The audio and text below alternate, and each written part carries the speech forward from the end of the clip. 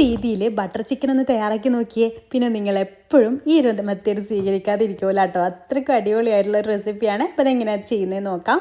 ചിക്കനിലേക്ക് മുളക് പൊടി, മഞ്ഞൾപ്പൊടി, ഗരം മസാല, തൈര്, ഇഞ്ചി വെളുത്തുള്ളി പേസ്റ്റ്, ഉപ്പും ചേർത്തിട്ട് ഒരു അരമണിക്കൂർ മാരിനേറ്റ് ചെയ്ത് മാറ്റി വെക്കാം. അതിനുശേഷം സൺഫ്ലവർ ഓയിലിൽ ഇതൊന്ന് ഷാലോ ഫ്രൈ ചെയ്തിട്ടെടുക്കാം. 2 ബാച്ചായിട്ടാട്ടോ ഞാൻ അത് ഫ്രൈ ചെയ്തെടുക്കുന്നത്. അപ്പോൾ അത് ഫ്രൈ ചെയ്തെടുത്തതിന് ശേഷം നമുക്കിത് മാറ്റി വെക്കാം. ഇനി കടായിലേക്ക് ബട്ടർ ഒന്ന് മെൽട്ടായിട്ട് വരുന്ന സമയത്ത് അതിലേക്ക് സവാള ചേർത്തിട്ട് ഒന്ന് വഴറ്റിയെടുക്കാം കേട്ടോ. ഒരുപാട് അങ്ങ് ബ്രൗൺ കളർ ആവുമെന്ന് വേണ്ട, ജസ്റ്റ് ഒന്ന് ഇതിൻ്റെ പച്ചച്ചുവ ഒന്ന് മാറി കിട്ടിയാൽ മതി. പിന്നെ ഇഞ്ചി വെളുത്തുള്ളി പേസ്റ്റ് ചേർത്ത് കൊടുക്കാം. പിന്നെ തക്കാളി ചെറുതായിട്ട് അരിഞ്ഞത് ചേർത്ത് കൊടുക്കാം. തക്കാളി ഒന്ന് അടച്ച് വെച്ചിട്ട് വേവിച്ചെടുക്കാന്നുണ്ടെങ്കിൽ നന്നായിട്ട് തന്നെ ഉടഞ്ഞു കിട്ടിക്കോളും. ഇനി നമുക്കതിലേക്ക് കാഷ്യൂ നട്ട് ചേർത്ത് കൊടുക്കാം. ഒരു 10 എടുത്തിട്ടുണ്ട്, അതും കൂടെ ചേർത്തിട്ട് വീണ്ടും വഴറ്റിയെടുക്കാം.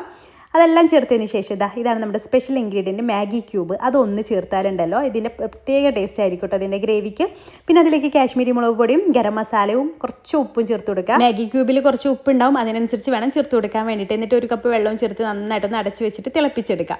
എന്നിട്ട് അത് തണുത്തതിന് ശേഷം മിക്സിയുടെ ജാറിലിട്ടിട്ട് നല്ല ഫൈനായിട്ട് അരച്ചെടുക്കുക. നമ്മുടെ ഗ്രേവിക്ക് അനുസരിച്ച് വീണ്ടും വെള്ളം ചേർത്ത് കൊടുക്കാം. പിന്നെ ടൊമാറ്റോ കെച്ചപ്പ്, കുറച്ച് സോയാ സോസും കൂടെ ചേർത്തിട്ട് നന്നായിട്ട് തിളപ്പിച്ചെടുത്ത ശേഷം അതിലേക്ക് ഫ്രൈ ചെയ്തെടുത്തുള്ള ചിക്കനും ചേർത്തിട്ട് 2 മിനിറ്റ് ഒന്ന് അടച്ച് വെച്ചിട്ട് ഒന്ന് കുക്ക് ചെയ്തെടുക്കാം കേട്ടോ. പിന്നെ അതിലേക്ക് പഞ്ചസാരയും ഫ്രഷ് ക്രീമും അതുപോലെ കുറച്ച് മല്ലിയിലയും കസൂരി മേത്തി ഒന്ന് ചൂടാക്കിയിട്ട് പൊടിച്ചിട്ട് അതും ചേർത്ത് കൊടുത്താലുണ്ടല്ലോ നമ്മുടെ അടിപൊളി ബട്ടർ ചിക്കൻ റെഡി. ഗാർണിഷിംഗ് വേണമെങ്കിൽ സ്കിപ്പ് ചെയ്യാം കേട്ടോ. ഇഷ്ടമായാൽ ട്രൈ ചെയ്യണം.